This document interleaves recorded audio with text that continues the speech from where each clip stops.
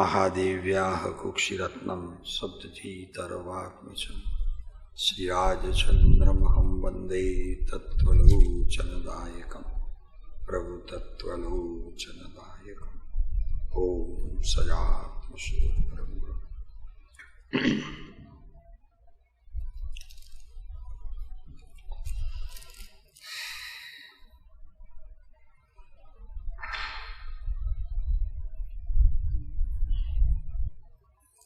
જ્ઞાનીના વચનો છે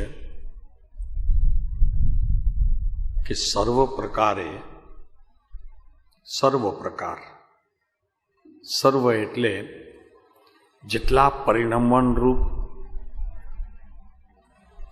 પદાર્થને આશરે થતા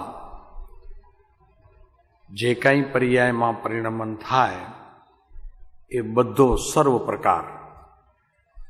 તો એ બધો સર્વ પ્રકાર જ્ઞાનીના શરણમાં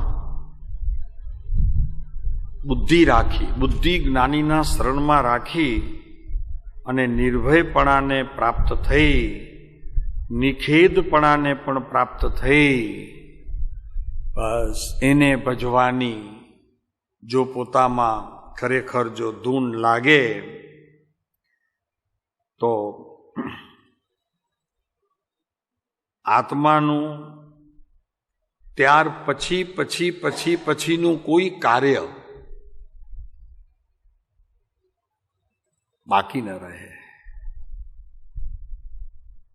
પણ સર્વ પ્રકારમાં શરત ઈ છે કે શુભ હોય કે અશુભ હોય, ખેદ હોય કે આનંદ હોય, રાગ હોય કે દ્વેષ હોય, સિવાય અનેક પ્રકારની પરિણતિની સ્થિતિને આ ભજતો આત્મા જ્ઞાની પુરુષના શરણમાં જો એક વખત સમર્પિત થઈ જાય તો પછીની જે અવસ્થાઓ છે એ અવસ્થામાં પ્રભુનો વાસ થયા વગર રહે નહીં. આટલું જ્ઞાનીનું કાર્ય સહજપણે સદા પ્રવર્તતું હોય છે. આ જીવ પોતે તૈયાર હોવો જોઈએ, પોતાની તૈયારી હોવી જોઈએ. એટલે પ્રભુ શ્રી વારે ઘડીએ કહેતા તારી વારે વાર. એનો અર્થ જ્ઞાની તો તૈયાર છે, સત્પુરુષો તૈયાર છે, પણ તારી વારે વાર.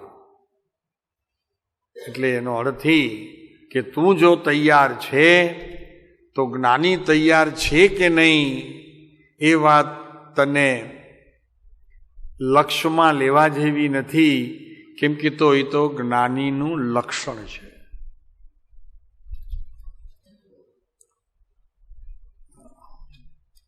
તો એ વાતને લઈને આપણે વિચારી રહ્યા છીએ. આ આત્મ પદાર્થનું મૂળ લક્ષણ શું છે? તો કે જે લક્ષણ સિદ્ધલોકમાં પણ પ્રત્યેક સિદ્ધાત્માનો આત્મા પણ એ રીતે થઈ રહ્યો છે. તો કે એમાં શું છે? તો કે ઉત્પાદ, વ્યય અને ધ્રુવનું ટકી રહેવું. ખરેખર વાસ્તવિક એવું છે કે એમાં જોવામાં આવે તો પૂર્વની પર્યાયનો વ્યય, ઉત્તર પર્યાયનો ઉત્પાદ અને તે જ સમયે આત્મધ્રુવનું ટકી રહેવું, આ ક્રિયા અનાદિ અનંતકાળ સુધી ચાલે છે. પણ એવું નથી ચાલે છે, પણ એ ચાલવાનું જ્ઞાન સમ્યક નિર્ણયે તીર્થંકરોએ પણ પૂર્વે કર્યું છે. પોતાના નિર્ણયમાં એ આપણે કરવું પડશે. ચાલે છે માત્ર, એ તો ચાલે છે, પણ એમાં કેટલી વિચિત્રતાઓ અજ્ઞાની મિથ્યાદ્રષ્ટિ જીવો અનુભવે છે એને સમ્યકપણે જેમ છે ઉત્પાદ વે ધ્રુવ તેમ સમજવું પડે, ત્યારે તેને ધર્મ થયો એમ કહેવામાં આવે. સિદ્ધની પણ પર્યાય આમ જ, અને તું પણ સિદ્ધપણે અત્યારે નિશ્ચયની અપેક્ષાએ જોવામાં આવે સતપણે તો તું સિદ્ધ સમાન જ છો. અને એ ઉત્પાદ વ્યય ધ્રુવની ક્રિયા સતત ચાલી પણ રહી છે અજ્ઞાની મિથ્યા દ્રષ્ટિને, અગર કહો તો જીવ માત્રને. પણ મારી સમજણમાં એ નથી એટલે હું એનો અનુભવ કરી શકતો નથી, અને અનુભવ થતો નથી એટલે જે પર્યાયમાં રાગને અનુસરતો કે સંસારના કોઈ પણ ભાગને અનુસરતા પરિણમનને મારા માનવાની જે મેં ભૂલ કરી છે, અગર કરતો આવ્યો છું, એનાથી સંસારનો અંત થતો નથી, પરિભ્રમણ છૂટતું નથી. સમજાણું ને બરોબર? પૂર્વ પર્યાયનો વ્યય, ઉત્તર પર્યાયનો ઉત્પાદ એટલે ઉત્પન્ન થવી, ઉત્તર પર્યાય ઉત્પન્ન થવી, પૂર્વ પર્યાયનો નાશ થવો, અને તે જ સમયે ધ્રુવ તત્વ આત્મા જેવું છે, અનંત ગુણોનો સ્વામી, અનંતી શુદ્ધ પર્યાયનો સ્વામી જેવું છે તેવું ટકીને આ પ્રમાણે પરિણમે છે, ટકીને પરિણમે છે. બીજું કાંઈ એ પર્યાયમાં માનવું, શ્રદ્ધવું, જોવા પ્રયત્ન કરવો, આ બધા સંસારના પ્રકાર છે.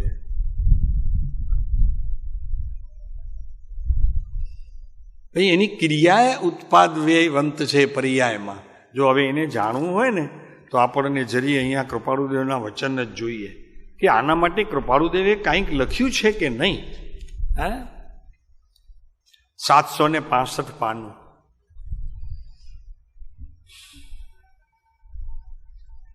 7, 6 ને 5 ઉલટેથી ક્રમ, ઉલટેથી ક્રમ. અને પહેલામાં જોઈએ તો અક્રમ 7, 6, 5.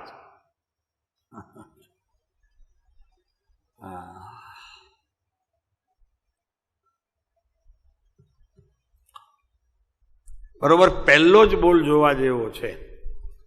આત્મસિદ્ધિ માટે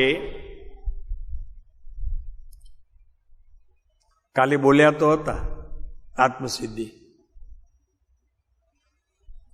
પણ શેના માટે બોલ્યા હતા એની વાત કરે છે. આપ શેના માટે બોલ્યા હતા આપ વિચારજો. પણ અહીંયા કહે છે કે આત્મસિદ્ધિ શ્રવણ કર્યા પછી જો મન શાંત ન થાય,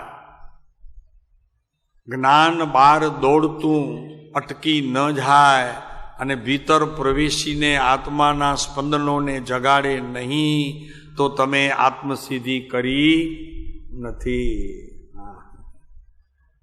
જો છે આત્મસિદ્ધિ માટે, કોના માટે?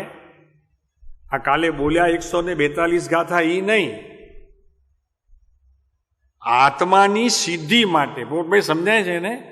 આત્માને મોક્ષે લઈ જવા માટે, આત્માને અનેક પ્રકારની વિચિત્રતાઓના પરિણમનથી છોડાવવા માટે, એટલે એની સિદ્ધિ માટે. જેલમાં રહેલો કેદી માત્ર બેલ ઉપર છૂટે છે એમ કહેવામાં આવે છે, પણ બેલના કાગળિયાની કેટલી મોટી ફાઇલ થાય છે તમને ખબર છે? બેલથી છોડાવવા માટે વકીલને કેટલી બધી ફાઇલ રજૂ કરવી પડે જજને. આટલા કાગળ હોય ઓછામાં ઓછા 50. તો વાત તો એટલી છે કે બેલથી છૂટ્યો, પણ બેલ ઉપર છૂટ્યો એટલે શું? બેલ એટલે ઘંટી વાગી, સમજાણું?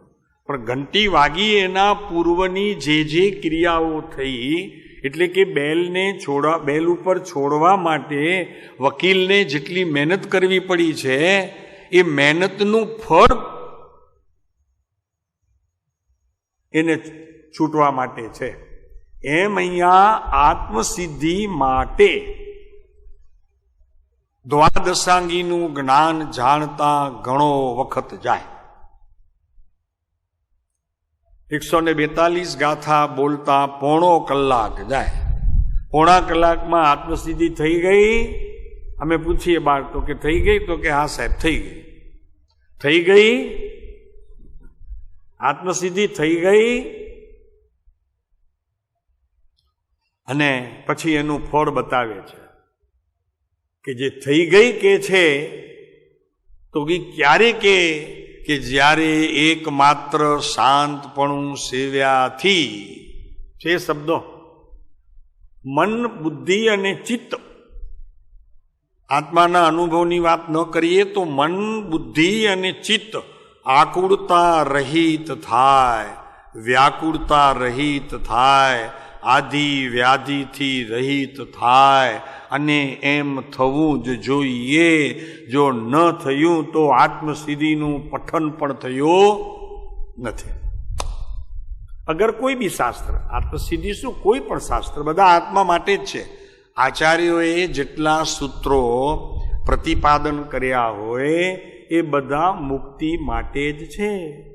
તો મુક્તિ માટે હોય તો મુક્તિ તો મળે જ ત્યારે, પણ એના પૂર્વે આત્મામાં જાગૃતિનો કાળ આવતા એને શાંત તો થવું જોઈએ. વાણી મૌન થઈ જાય, મન વિકલ્પ રહિત થઈ જાય, બુદ્ધિ જ્ઞાનીના શરણે રહી જાય. આવું તો બધું થવું જોઈએ. અને એ જો ન થયું તો સૂત્ર પઠનનું ફળ સંસાર છે. સૂત્ર છૂટવા માટે, પણ એનું ફળ બંધન. કૃપાળુદેવ લખે છે ને કે છૂટવાના કામીને કોઈ બાંધી શકે નહીં. છૂટવાનો કામી થયો અંદરથી, પછી એને કોઈ સંસારમાં ઢસડી જાય એમ બને નહીં. ને આપણે સામાન્ય એમ કહીએ, શું કરીએ, આ સંસાર પડ્યો છે ને, જવું તો છે, કરવું તો આત્માનું છે, પણ આ ઘરવાળા છોડે ત્યારે થાય ને પોપટભાઈ, એ તો વયા જાય છે 5 મહિના. આપણે શું કરીએ છીએ 5 મહિના? અહીંયા આવીને સાધનામાં બેસવું જોઈએ. એ જાય પોતાના કાર્યમાં, આપણે કહીએ આપણા કાર્યમાં, પણ એના બદલામાં 5 મહિના નથી તો ઘર સંભાળવું પડે. એમને એમ ઘર છોડાય નહીં. તો ઓલું ઘર છોડાય પોપટભાઈ, આગળ ન છોડાય.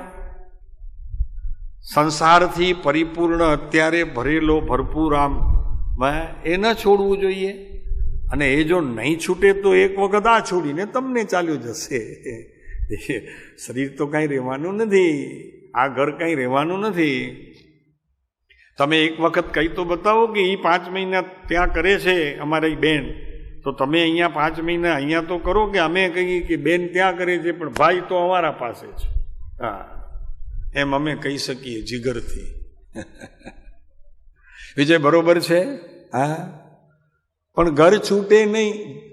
ઘરની ગ્રહસ્થી જે પોતે ધણિયાણી છે એ છૂટે છે, ને આ મળદ મૂછાળા છૂટતા નથી ઘરથી. પોપટભાઈની તો વાત કહીએ છીએ, બાકી તો બીજા ઘણા છે. આપણા શાંતિભાઈ એ બેઠા છે.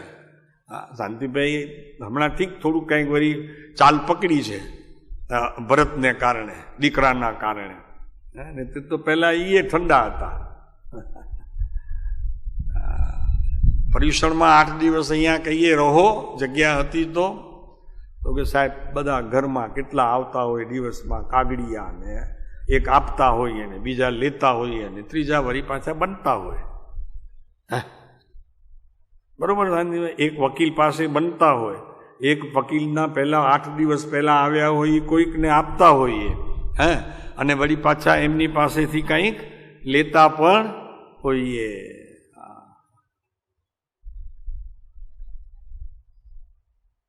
અરે મુંબઈથી આવનારને પણ ક્યાં શાંતિ છે? અહીંયા સાધના કેન્દ્રમાં પણ અહીંયા ક્યાં શાંતિ પગવાડીને બેસે છે. એટલે પોપટભાઈની વાત કરીએ એટલે બધાને રાજીપો થયો, પણ એમને પણ થોડુંક. હવે મૂળ વાત જે આપણને કરવી છે ને, જો 8મા બોલમાં છે કે પર્યાયનું સ્વરૂપ સમજવા અર્થે શ્રી તીર્થંકર દેવે ત્રિપદ નામે ઉત્પાદ, વ્યય અને દ્રવ્ય સમજાવ્યા છે. મારે સમજવું ધ્રુવને નથી. આપણે કોને સમજવું છે? ધ્રુવને સમજવું છે, આત્માને સમજવું છે. તો કૃપાળુદેવ કહે છે કે આત્મા સમજાશે ત્યારે કે એના પરિણમનમાં આ ત્રણ વસ્તુઓ જે રહી છે એને સમજીએ તો આત્મા સમજાય. અહીંયા તો સીધી ધ્રુવની દોટ છે, ધ્રુવને પકડો, પણ અહીંયા ના પાડે છે નાની તો કે આત્માની ત્રણ મુખ્ય લક્ષણ છે આત્માના: ઉત્પાદ, વ્યય અને ધ્રુવ. અને એ ત્રણની ક્રિયા નામે દ્રવ્ય.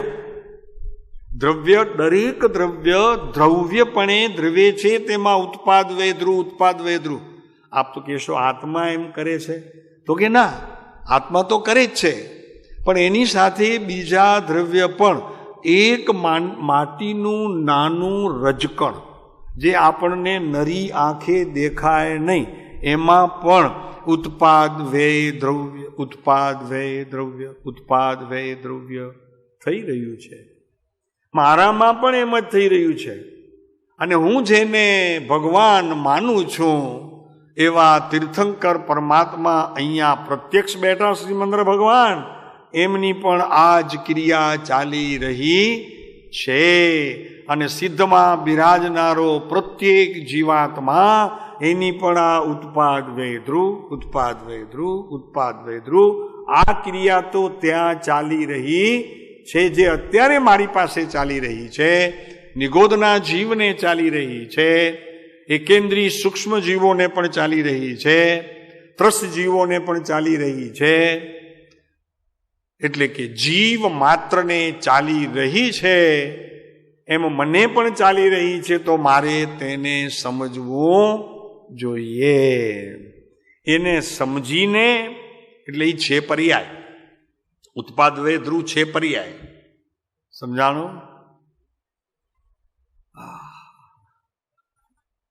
એ પર્યાય છે ઉત્પાદ વ્યય ધ્રુવ, પણ લક્ષણ આત્માના કયા?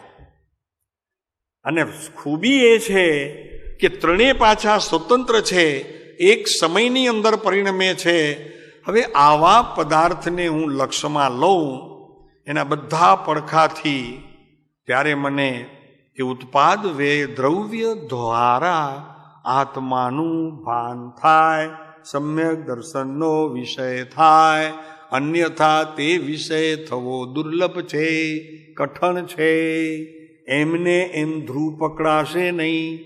ધ્રુવને પકડવા માટે પર્યાય જોઈશે, અને પર્યાયમાં આ ત્રણ લક્ષણ છે, એ લક્ષણથી જ તે પકડાશે. પ્રેમજીભાઈ સમજાય છે?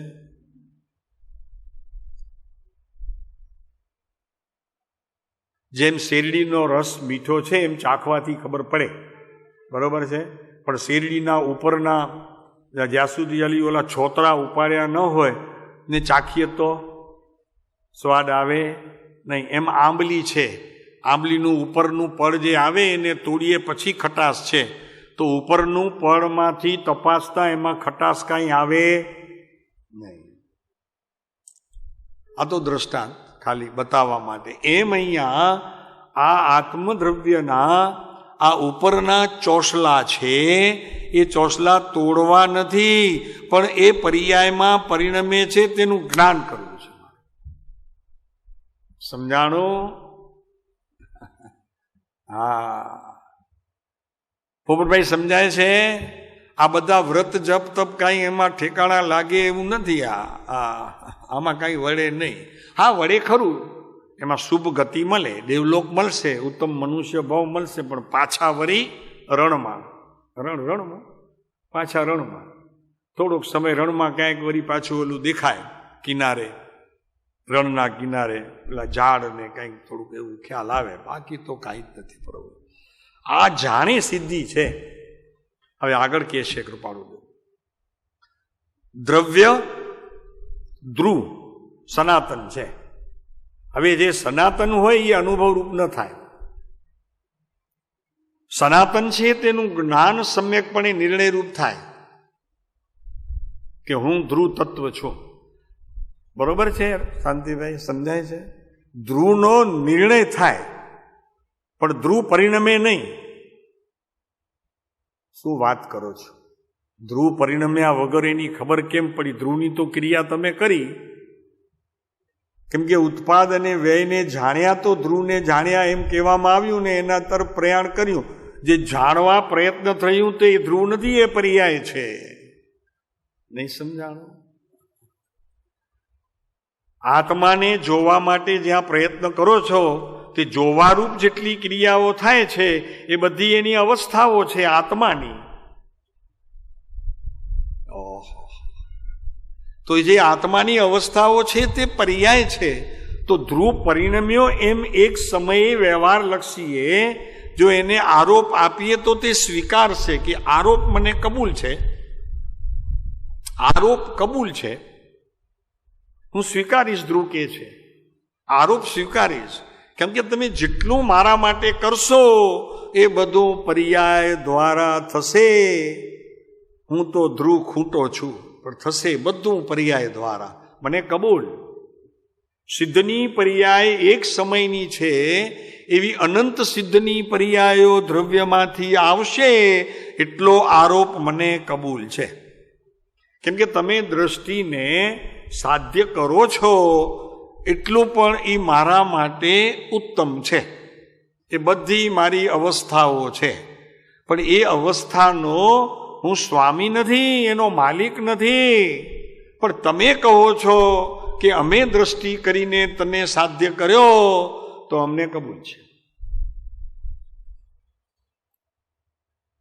આમાં દ્રવ્ય ધ્રુવ સનાતન છે. અને 10મા બોલમાં જો પર્યાય ઉત્પાદ વંત છે, ઉત્પાદ વ્યય વંત છે.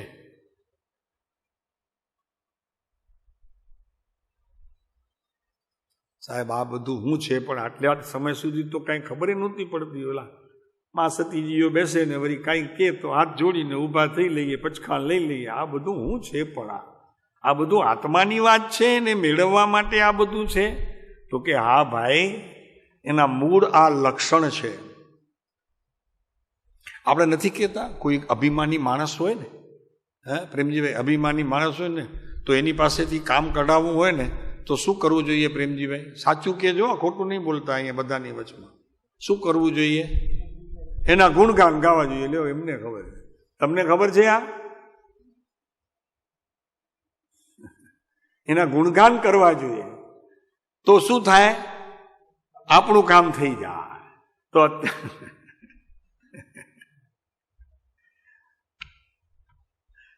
તો આપણે શું કરવું જોઈએ વિજય? કે ધ્રુવ તત્વના ગુણગાન કરવા જોઈએ. તો ધ્રુવ તત્વના ગુણગાન કરવા માટે પર્યાય તો જોઈશે કે નહીં જોઈએ? અગર છોડો, પર્યાય નહીં જોઈએ, પણ એના ગુણગાન કરશો તો કોનાથી કરશો? કોના દ્વારા કરશો?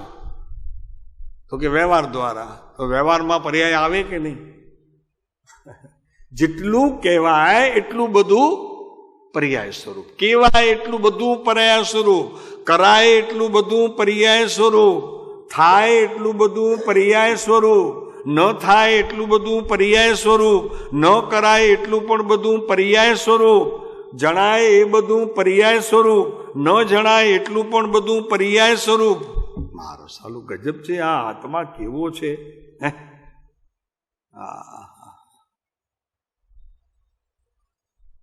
શું પ્રેમજીભાઈ? ન કરાય એ પણ બધું એ જ, કરાય એ પણ બધું એ જ, જણાય એ પણ બધું એ જ, ન જણાય એ પણ બધું એ જ, થાય એ પણ બધું એ જ, ન થાય એ પણ બધું એ જ. ઓહો! તો પર્યાય ઉત્પાદ વ્યય વંત છે. એટલે એક નક્કી થઈ ગયું કે છે તો પર્યાય, ઉત્પાદ વ્યય ધ્રુવ છે તો પર્યાય.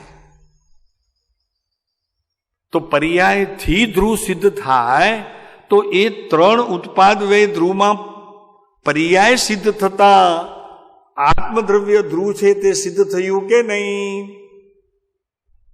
બોલો પ્રેમજીભાઈ, કોણે સિદ્ધ કર્યું? બુદ્ધિએ. કોણે સિદ્ધ કર્યું? ચૈતન્ય પરમાત્માએ. કોણે સિદ્ધ કર્યું? તો કે ધ્રુવ તત્વે. કોણે સિદ્ધ કર્યું? તો કે ભાઈ એક સમયની પર્યાયમાં એટલી તાકાત છે કે એણે સિદ્ધ કરીને બતાવ્યું માત્ર એટલું જ નહીં, પણ તે એનો સ્વીકાર કર્યો તેમ થતાં સિદ્ધ થયું એમ કહેવામાં આવે. તે જો સ્વીકાર ન કર્યો તો તે સિદ્ધ થયું નહીં. ક્રિયા થઈ, પણ તે જો હા ન પાડી તો સિદ્ધ થયો નહીં. એનું નામ સંસાર. ન સ્વીકાર્યું એનું નામ સંસાર. સમજાય છે? અને સ્વીકારે તો સિદ્ધ દશા, ન સ્વીકારે તો સંસાર. હા કે સાહેબ શું વાંધો છે, સ્વીકારી લઈએ એમ. હું આપ કયો છો ને તો સતત કહેતા હશો ને, આપ થોડું જ ખોટું કહો સાહેબ, સ્વીકારી લીધી જાઓ. તો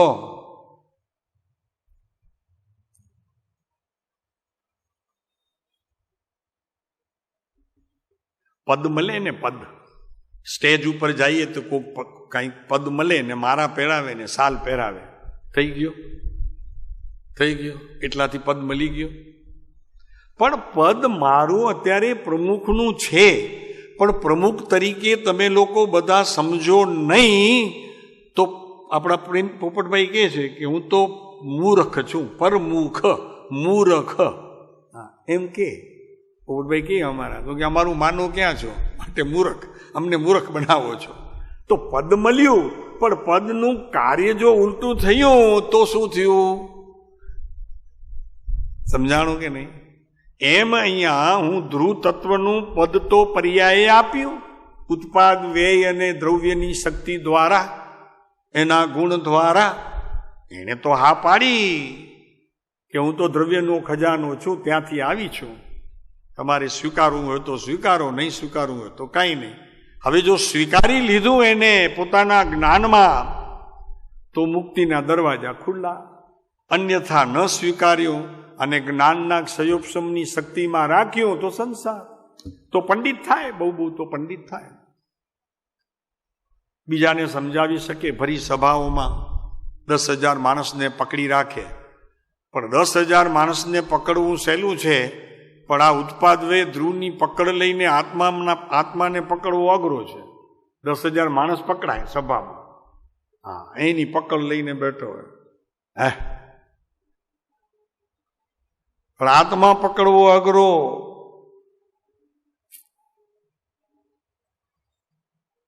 કઈ સમજશો તો ખરા ને, ખ્યાલ તો આવશે ને કે આ છે એના લક્ષણ. મૂળ ઉત્પાદ વે ધ્રુવ એના લક્ષણ છે, એના લક્ષણથી એ લક્ષિત છે.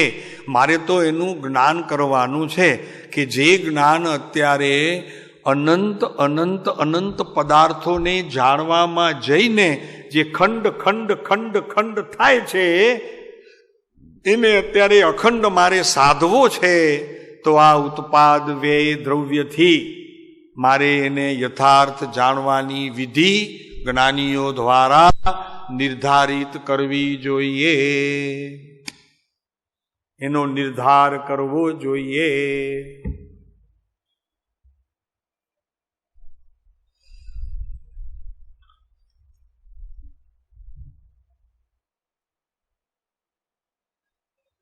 અને મજા એવી છે કે જીવની પર્યાયના ભેદ બહુ છે જ નહીં, બે જ છે. તમને એમ લાગે કે કેટલાના હું સગો થાઉં, કેટલાનો સગો થાઉં, આખું ગામમાં કાંઈક ને કાંઈક મારું સગપણ હોય, છેવટે કાંઈ ન હોય તો મિત્ર, નાનું બાળક હોય તો એનો હું વડીલ, અને ઘરના તો સગપણ ખરા જ. પણ અહીંયા કહે છે કે ના, એ બધી વાત તને મિથ્યા માન્યતામાં લીધી છે. ખરેખર તો જીવ છે ને એ પર્યાયના બે જ ભેદ છે માત્ર. કયા છે જુઓ, સંસાર પર્યાય અને સિદ્ધ પર્યાય છે. 12મો બોલ તો સહેલું થઈ ગયું કે નહીં? સહેલું થઈ ગયું કે નહીં? આ સામાયિક પ્રતિક્રમણમાંથી તો છૂટ્યા. આ 2 પર્યાય છે, તેમાં એક પર્યાયને જાણવામાં સતત પ્રયત્નરૂપ થવું. કઈ પર્યાય? સિદ્ધની પર્યાયને જાણવા માટે ઉદ્યમશીલ થતા સંસારની પર્યાયનો સ્વાભાવિકપણે નાશ થઈ જાય છે. ક્રિયા તો મારે એકની કરવાની છે, એકની ક્રિયા કરવાની છે. તો કે પહેલા સંસાર છૂટે પછી શરૂ થાય ને સિદ્ધની પર્યાય. કોણે કીધું ભાઈ તને આ અવળચંડાઈ તને ક્યાંથી સૂજી?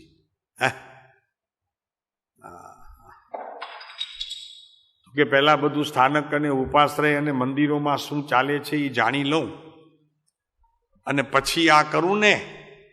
ભાઈ એમ છે નહીં. જો બે જ વસ્તુ છે, સંસાર પર્યાય અને સિદ્ધ પર્યાય. અને પછી વળી મજા એવી છે, વાંચો આગળ તો, કે સિદ્ધ પર્યાય 100 ટચના સોના તુલ્ય છે. અને અમે કહીએ છીએ કે 99 ટચ હોય ખરું દાગીના, પણ ઘરનું માણસ જરા નારાજ હોય તો કે તમે લોકો દાગીના બદલાવ્યા કરો. એક તો આમે હાલા 22 કેરેટની વાત કરીને 20 તો આપે છે. પોપટભાઈ સમજજો. અને વળી ઘરનું થોડાક દિવસ થાય બૈરા કે હવે આ ડિઝાઇન મારે બદલવી છે, હાલા 18 કેરેટ આવશે, 17 કેરેટ આવશે. સોનું તો વયું જાય છે. તમે લોકો કેમ સમજતા નથી? હા, બદલાવ્યા જ કરો છો. ડિઝાઇનો તો રોજ નવીન નીકળશે, રોજ નવીન બદલાવશો, સોનું તો રહેશે જ નહીં. એમ વર્ષમાં 4 વખત બદલાવશો તો 4 વર્ષે તો સોનું નહીં રે, પિત્તળ થઈ જશે તમારા હાથમાં. એ કેરેટ થઈ જશે 8, 98, 99. આ તો દ્રષ્ટાંત.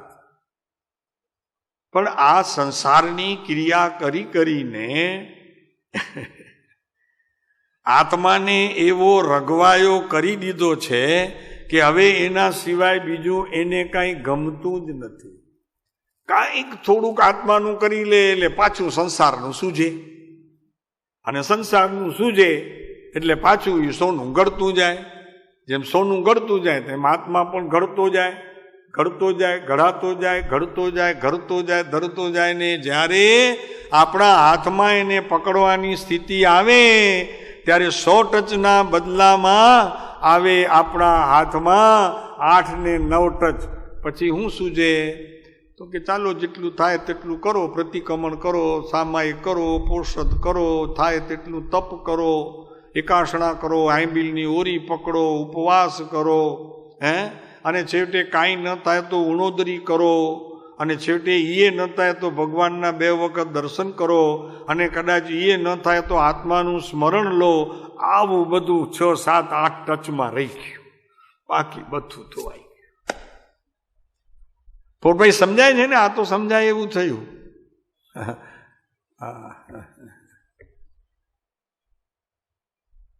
ભરત સમજાય ને આમાં તો બધું. હવે દુકાનદાર તૂટતો હોય ને ત્યારે ઉઘરાણી વાળો આવે ને કરવા માટે, તો છેવટે કાંઈ ન હોય તો એના 25 રૂપિયા હોય તો જીરામાં 1 બરણીમાં આટલી પડી હોય ને ઓલી જીરું એ લઈ જાય. તો કે જે હાથ ચડ્યું એ કામનું. હવે કાંઈ આમાં વરે એવું નથી. જે કાંઈ હાથ ચડે તે અત્યારે હવે આ જાય છે તો લઈ લો. એમ આ પછી દેહ છૂટે ત્યારે છેલ્લે કે માં નવકાર ગણ્યો, કારણ કે હવે નહોતા આણે તાહી. હું હાથમાં આવ્યું ભાઈ, તારા હાથમાં આવ્યું શું? જ્યારે જાગતો હતો, શરીર બળ હતું, બુદ્ધિ બળ હતું, ચિત્ત ચૈતન્યને અનુસરતું હતું, શરીરની સુખાકારી હતી, આદિ વ્યાધિ ઉપાધિથી થોડોક મંદ પરિણામ હતા, ત્યારે તો કાંઈ કર્યું નહીં. હવે પથારીએ પડ્યો, જાય છે તો નવકાર ગણોમાં. એમ તો કે જે કાંઈ મળ્યું તે છેવટે ટોપલા ટોપલી લઈ જાય દુકાનમાંથી. તો કે જે કાંઈ 5-10. અરે ભગવાન શું કરે છે પ્રભુ! તો અહીંયા તો 2 ની વાત કરે છે, ત્રીજી વાતે નથી કરતા ભગવાન. લ્યો ને, તો કે 2 જ પર્યાય છે. શાંતિભાઈ, કેટલી પર્યાય તમારી શાંતિભાઈ? પર્યાય એટલે અવસ્થા, અવસ્થા એટલે સ્થિતિ, સ્થિતિ એટલે દશા. જે કંઈ પરિણમન થાય ને એ બધી તો 2 જ છે અહીંયા. તો ભગવાને 2 જ જોઈ છે. એક સંસારની જોઈ, અને એ પણ ભગવાને જોઈ નથી હો. ભગવાન થયા પછી તો એ નહોતી જોઈ, પણ એક જોઈને સિદ્ધની પર્યાય, તો એમાં બધા લોકોને બધા દુઃખી જોયા ને એમાં ભગવાનનો નિર્ણય થઈ ગયો. સમજાણો? તો કે આ બીજી પણ છે. ભગવાનને એવું થઈ ગયું તો કે અમે તો સુખી છીએ, આ બધા દુઃખી લાગે છે. ત્યારે ભગવાનને ખ્યાલ આવ્યો તો કે બીજી પણ છે હો. ભગવાનને પોતાની પર્યાયમાં જોવી ન પડી, સંસારની પર્યાય. સમજાય છે? આ તો અપેક્ષિત કથન છે. ભગવાને જોઈ પોતાની પર્યાયમાં, દુઃખીપણું તમારું જોયું પર્યાયમાં જ, પણ આ તો સમજાવવા માટે. તો આ સમજ્યા પછી આપણે ચાલીએ આજના આપણા વિષય ઉપર. ચાલો 122 પેજ ઉપર આવો. બસ એની જ તો વાત કરીએ છીએ.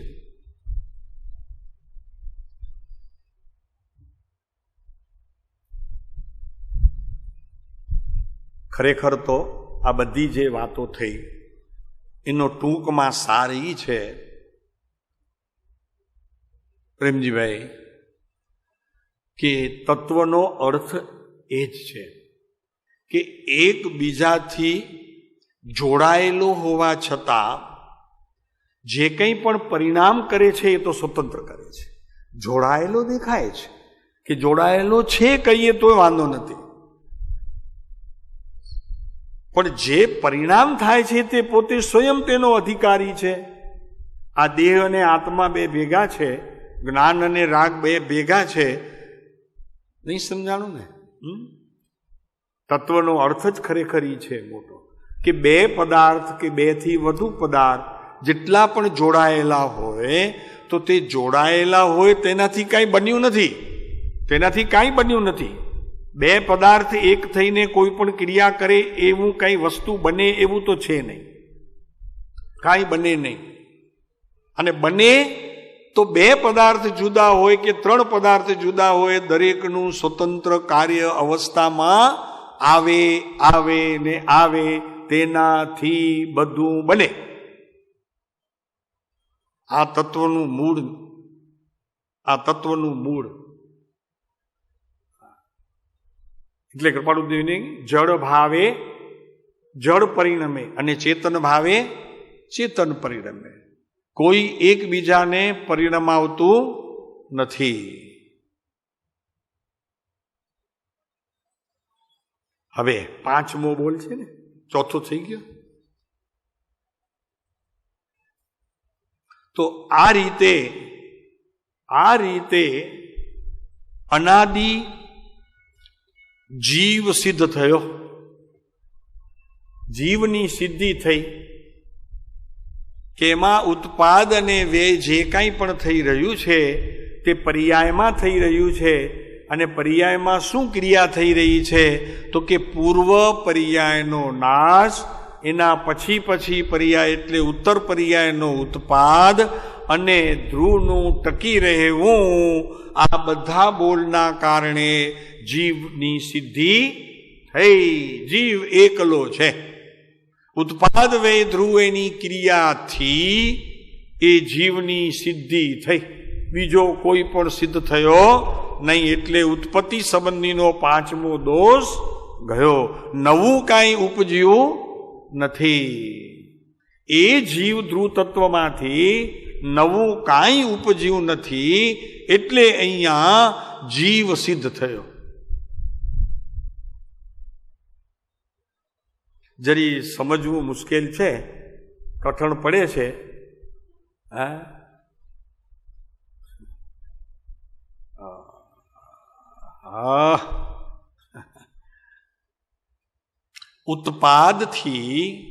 ઉત્પાદથી પૂર્વે જે વ્યય થયો એને જ ઉત્પાદ નામ આપવામાં આવ્યું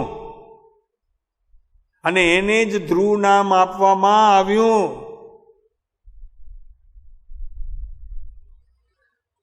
જેનો વ્યય થયો તે જ બીજી અવસ્થાએ ઉત્પાદ થયો. હવે આ આંગળી જુઓ ને, આ આંગળી ધ્રુવ રૂપે છે પોપટભાઈ અત્યારે. હવે આમ થઈ તો શું થયું તો કે પૂર્વ જે અવસ્થા આમ હતી એનો વ્યય થઈ અને આમ થવું એનો ઉત્પાદ થયો ને. આંગળી તો આંગળી રૂપે રહી, એમ જીવ જીવ રૂપે રહ્યો.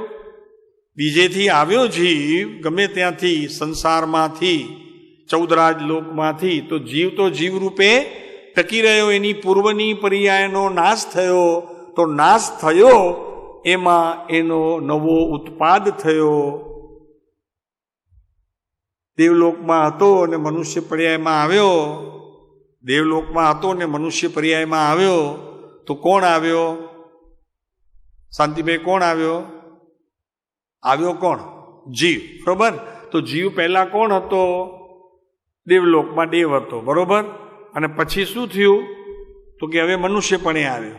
તો જીવનો જીવ રહ્યો, પલટ્યું શું? તો કે દેવની પર્યાયનો અભાવ થઈ અને મનુષ્યની પર્યાય પ્રગટી. તો એનો અર્થ એ થયો કે દેવની પર્યાયનો વ્યય થયો, મનુષ્યની પર્યાયનો ઉત્પાદ થયો અને જીવ તો એમનો એમ રહ્યો. આપણી વાત ચાલે છે, આપણી વાત ચાલે. આપણે રહેવાના કાયમ, કદી મટવાના નથી. અમને એક ભાઈ મળ્યા હતા ઘણી વખત, ઘણા વર્ષો પહેલાની વાત છે.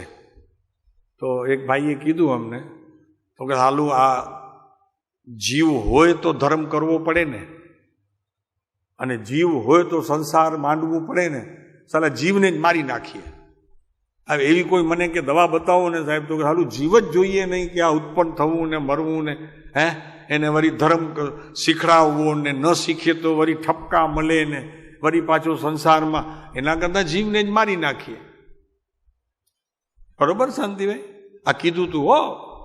હા, તેમાં એક પોપટભાઈના કોઈક મિત્ર હતા, એ ચારવાક હતા, ચારવાક મતના. મને કહે કે સાહેબ બહુ સરસ વાત કરે છે. મેં કીધું બહુ સારી, તમે સંગ નહીં કરતા એનો, એ ભલે કરે, ધર્મની ચર્ચા નહીં કરતા. ચા પીજો અડધી અડધી સાંજના, નાસ્તો ભેગું કરજો, પણ એમને કહેજો ધર્મની વાત ન કરે. એવા ચારવાક મતવાળા હોય ને ભાઈ.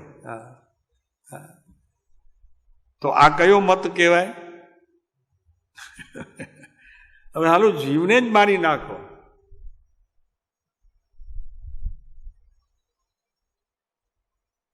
વાત કરી છે ભાઈ, તે મારી નાખ્યા જેવું તો કર્યું છે પ્રભુ, બીજું શું કર્યું છે? મારી નાખ્યા જેવું જ કર્યું છે. બરોબર છે ને પ્રેમજીભાઈ? આ બધું શીખવું પડે, 1 કલાક અહીંયા બેસવું પડે, સવારની આજ્ઞા ભક્તિ કરવી પડે. મહેશભાઈ, અભિષેક તમારે વળી પાછા કરવા, અહીંયા 4 ના કરવા, અને એ બધું એનાથી પુણ્ય તત્વ ભેગું થાય. પુણ્ય તત્વ ભેગું થાય એટલે દેવલોકમાં જવું, દેવલોકમાં જઈને એ પુણ્ય ખર્ચી આવવાનું, ફરી પાછું તિર્યંચમાં જવું, ફરી માનવમાં જવું, નારકીમાં જવું, ત્યાં સાલા બધા હિસાબ ચૂકતે કરવા. એના કરતાં જીવને જ ખતમ કરી નાખો, વાત પતી જાય. શું આવે છે કે નહીં એવો વિચાર ક્યારે આવવો જોઈએ? આવવો જોઈએ, વિચાર આવવો જોઈએ. વસ્તુ વ્યવસ્થા એમ નથી એમ સમજવું જોઈએ. કેમ કે એના વગર ધર્મનું પગથિયું નહીં ચડો. સમજાય? કોઈ પણ પ્રકારના વિચારણાથી પ્રશ્ન ઊભો નહીં થાય તો પગથિયું ધર્મનું નહીં ચડાય. ધર્મનું પગથિયું ચડાશે ત્યારે કે જ્યારે આવા પ્રશ્નો ભીતરમાંથી ઉદ્ભવશે ત્યારે. હાલું કોણ છે આ? કોણ છે આ? સતત મને જાગતો પણ રાખે છે, અને બીજી બાજુ સતત જાગનામાં પણ મરણ જેવી સ્થિતિ કરી નાખે છે. એ છે કોણ એવો? હવે જાણી અને એના ગુણ સમજીને એને હું પ્રાપ્ત કરી લઉં તો મારા હાથમાં તો રે. આ તો કોકના હાથમાં રમે છે, પરેશાન હું થાઉં છું. રાગમાં ઈ રમે, મોહમાં ઈ રમે, દુકાન ફેક્ટરીઓમાં ઈ રમે, ધનમાં ઈ રમે, છોકરામાં, પુત્રવધુમાં, ડોતરા પોતરામાં ઈ રમે, અને હેરાન હું થાઉં. તો એક બાજુ એમ કેવું કે ઈ રમતો જ નથી, રમે છે તું, તારી પર્યાય. હાલો, આ આપણું મગજમાં બેસતું નથી. કરવું શું? એના કરતાં તો જાન છૂટે એને જ જવા દઈએ આપણે, મગજમારી નહીં. ભરતભાઈ, બની શકે તો વળી પાછું મારવા માટે કોકને સોપારી આપવી પડે. સોપારી સમજાય છે ને? તમારે ખ્યાલ છે સોપારીનું? કોઈને પણ અત્યારે મારવું હોય ને તો મારવાની કોઈક છોકરાઓને સોપારી આપવી પડે. એ મારી આવે, તમે ઘરે બેઠા હો. એ ભગવાન!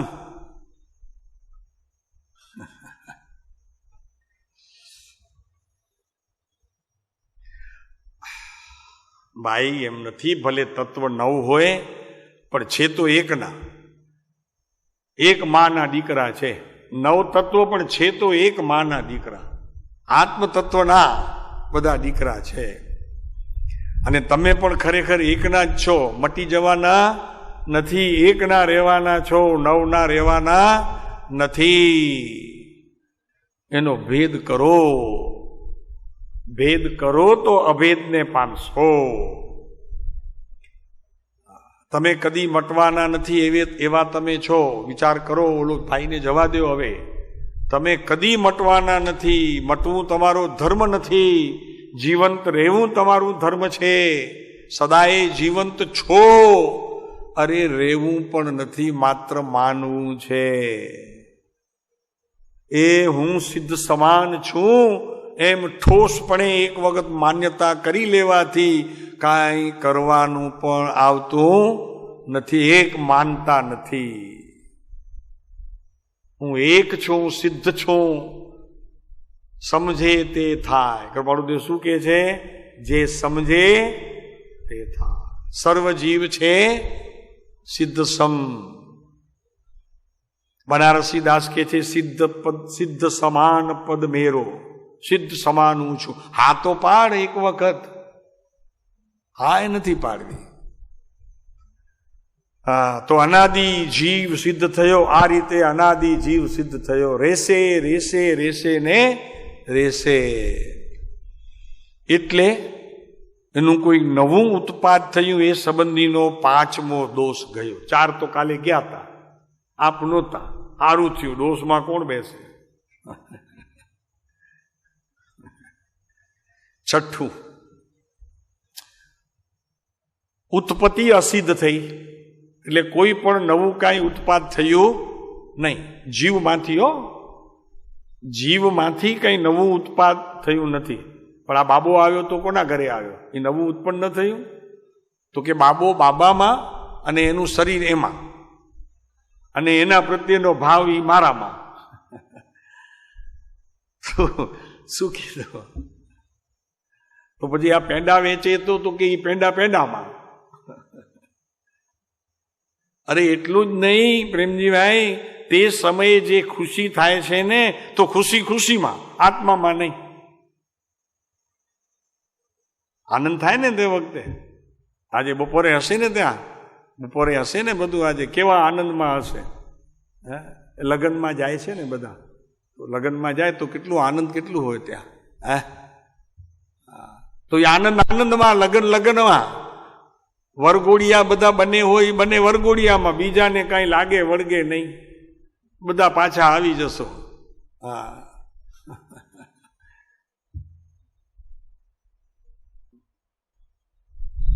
સત સાથે જગતમાં ભાઈ કોઈને સંબંધ નથી. સમજી લેજો.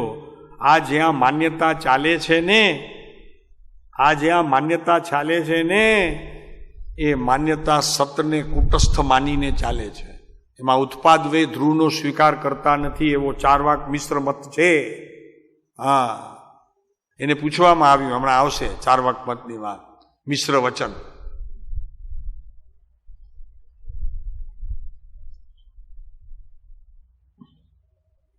આ બધા પરમાત્માની વાણીના ઈશારા છે. શું કીધું? આ બધા પરમાત્મા તીર્થંકરની વાણીના માત્ર ઈશારા છે.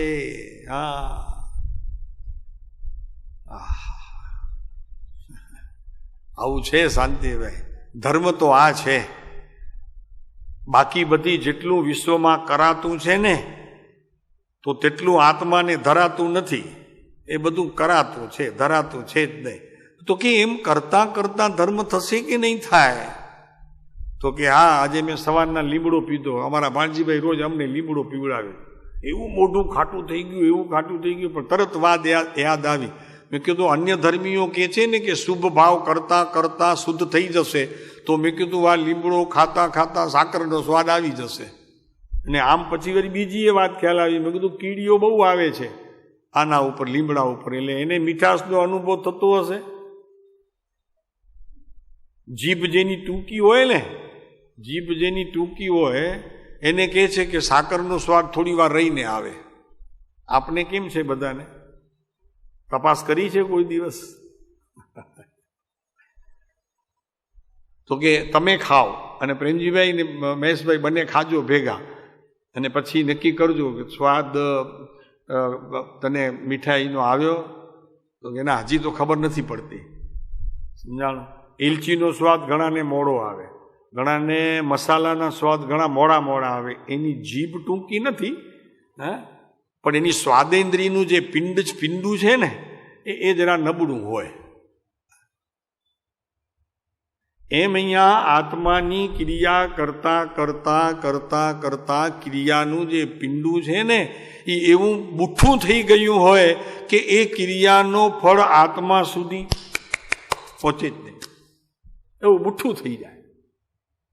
ઉપવાસ કરવાનો ઘાયરો, આંબીલ કરવાનો ઘાયરો, વ્રત જપ તપ કરવાનો ઘાયરો, શરીર એવું ટેવાઈ જાય, બસ પછી કાંઈ નહીં. પણ અમારા જેવો એક ઉપવાસ કરે તો સાંજના બધા સાતા પૂછવા આવે તો હારું થયું તમે આવ્યા. એટલું શરીર લેવાઈ જાય, મોઢું એટલું લેવાઈ જાય, આમ જુઓ તો આમ સાતા છે સાતા છે સાતા છે સાતા છે સાતા છે સાતા છે. એ વરી ખબર પડે, બાકી તો ટેવાઈ જાય બધા. શરીર તો શું કરે? બરોબર છે ને? આ ઇન્દ્રિયો છે ને એ બધી બહુ લાંબો સમય એકબીજાના સંપર્કમાં રહીને તો તૂટી જાય છે. પેલો હથુરો જેને બાંધ્યો હોય ને લગ્નમાં, અને વરરાજાને ઓલી પત્ની પતિ બને, એ હથુરાનો સ્વાદ હવે નથી આવતો. કેમ? તેવાઈ ગયા હાથ, એકબીજાના હાથ તેવાઈ ગયા. હવે ઓલું સ્પંદન રહ્યા નહીં. એમ 5 વર્ષ પછી ન રહે, 10 વર્ષ પછી એ ન રહે, અને 15 વર્ષ પછી તો કે મને હાથ ન લગાડવો ગમતું નથી, મરી ગયા. હવે એ જ હાથ લગાડવા માટે દોડી દોડીને મારી પાસે આવતા હતા ને હવે ગમતું નથી. બુઠ્ઠા થઈ ગયા. એમ અહીંયા તપવાળા બધા બુઠ્ઠા થઈ ગયા. એની હવે એને અસર રહી નથી. કોણ કે પ્રભુ? આ સાંભળવા વાળાને કહેવામાં આવે. બીજું હવે જે નથી સાંભળવું હોય એને તો બિચારા બેઠા જ કરે, એ તો માને છે કે થશે, ધર્મ અમારું થયા કરે છે. પ્રભુ એમ છે નહીં. વસ્તુ વ્યવસ્થા એમ ભગવાને કહી નથી. અનંત તીર્થંકરોમાંથી કોઈક તીર્થંકર તો કહી દે કે શુભથી ધર્મ થશે, આ સમજ્યા વગર ધર્મ થશે. કોઈએ કહ્યું નથી. અને પરંપરા તો છે નહીં કે એક ભગવાને બીજા ભગવાનનું કહ્યું હોય, બીજાએ ત્રીજાએ કહ્યું હોય, તો જેવું એમણે અનુભવ્યું તેવું કહ્યું છે. અને અનુભવમાં બીજું આવ્યું નથી. જેવા પહેલા ભગવાનને આવ્યું તેવા છેલ્લા ભગવાનને આવશે. તો પહેલો કોણ ને છેલ્લો કોણ એનો નિર્ણય કોણ કરશે? જો તો ખરા, મજા તો જુઓ ધર્મની. ધર્મના નામે કેટલા બધા અત્યારે પક્ષને વાળાને સંપ્રદાયોને રોજ નવું ઊભું થાય, રોજ નવું ઊભું થાય. દિવસ ઉગે ને તો કે ક્યાં જાઓ છો તમે? કયા ગ્રુપમાં છો? તો કે અમે વડાલાલના ગ્રુપમાં. તો કે તમે? તો કે અમે માટુંગામાં. તો કે પછી અમે? તો કે અમે કિંગ સર્કલમાં. તો પણ 3 તો એક બાજુમાં છે. તો કે ના, એ અમારે ગ્રુપ સારું પડે, ગ્રુપ ઠીક પડે. પાણીયાવાળના નાકે એક છઠ્ઠી બારીએ, હવે પછી મને ભુજના નામ નથી આવતા, તમે કહો, એક જ્યુબિલી ગાર્ડનમાં. પ્રભુ શું છે પણ? તને શેની હિડકી આવે છે આ બધી? હે?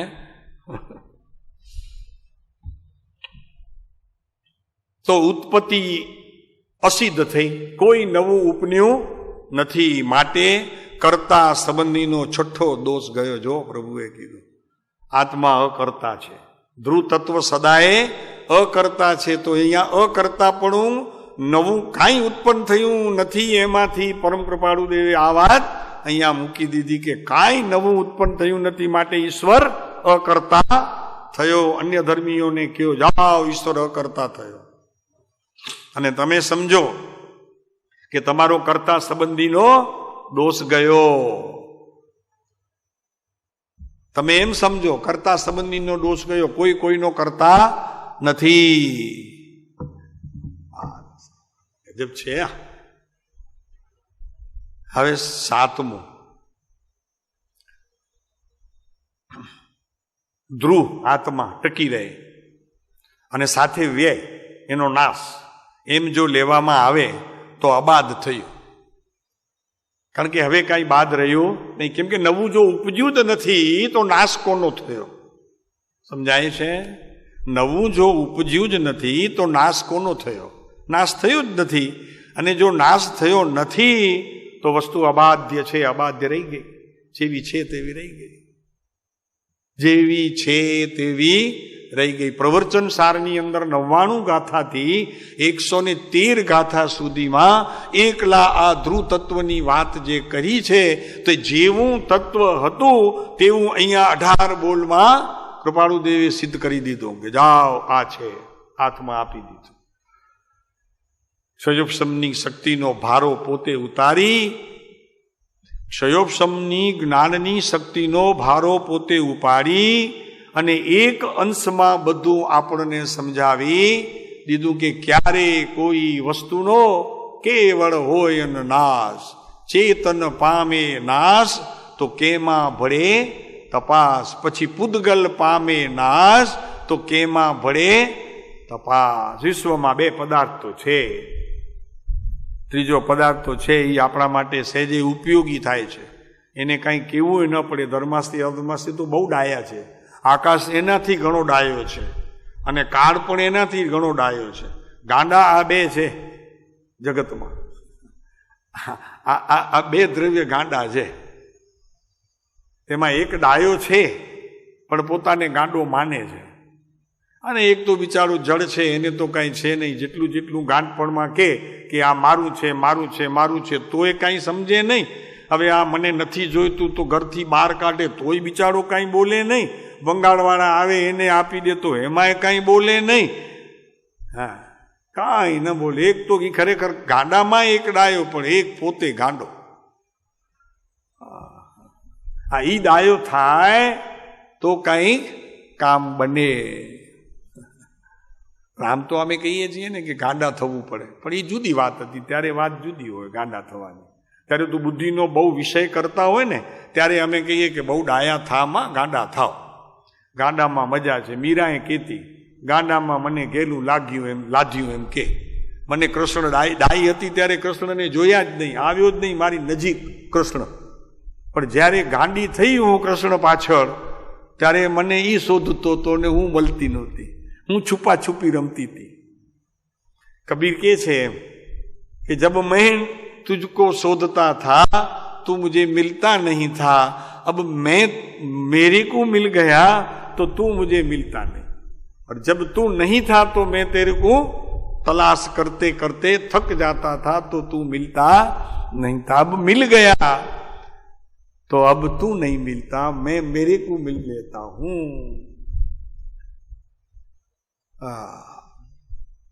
તો અબાધ થયું. એટલે ચારવાક મિશ્ર વચનનો 7મો દોષ ગયો. એવા છે ને ઘણા ભાઈઓ, ખાઓ પીઓ ને મજા કરો, આ આત્માએ નથી, ધર્મની વાત જવા દો, પાપ પુણ્ય પણ નથી, જન્મ તમને મળ્યો છે, ક્રિયાવર્તી શક્તિ માના ગર્ભમાં ઉત્પન્ન થઈ, બધા મશીનો ભેગા થયા અને એમાંથી આ મનુષ્ય નામની એક વ્યક્તિ બહાર આવી. હવે એ જીવશે ત્યાં સુધી આ શક્તિ એમાં ચાલુ રહેશે, ત્યાં સુધી જીવશે, અને શક્તિ પૂરી થશે ત્યારે એને આપણે જઈને એની વિધિ કરી આવશું. એ ચારવાક મત. ત્યારે ચારવાક મતમાં મિશ્ર વચનનો અર્થ એ છે કે જો વસ્તુ ઉત્પન્ન થઈ નથી, આ ચક્ર જે બધા તું કહે છે ને કે માના પેટમાં આ બધા ભેગા થયા, તો એ આવ્યા ક્યાંથી? તો બીજો પદાર્થ તો કોઈક છે, તું તો નથી, કોક તો છે ત્યાં. હવે જો કોક છે તો કોક રહેવું જોઈએ કે નહીં? પછી પણ રહેવું જોઈએ ને. તો તું ગયો પછી રહ્યું એ તને ભાનમાં આવ્યું? માટે નક્કી થયું કે તું ક્યાં ઊભો રહીને આ બધો નિર્ણય કરતો હતો કે આત્મા નથી. જ્યાં તે નિર્ણય કર્યો આત્મા નથી, તો નથીનું જ્ઞાન ક્યાંથી આવ્યું? સમજાય છે? આ ચારવાકનું મિશ્ર વચન સમજાણું કે નહીં?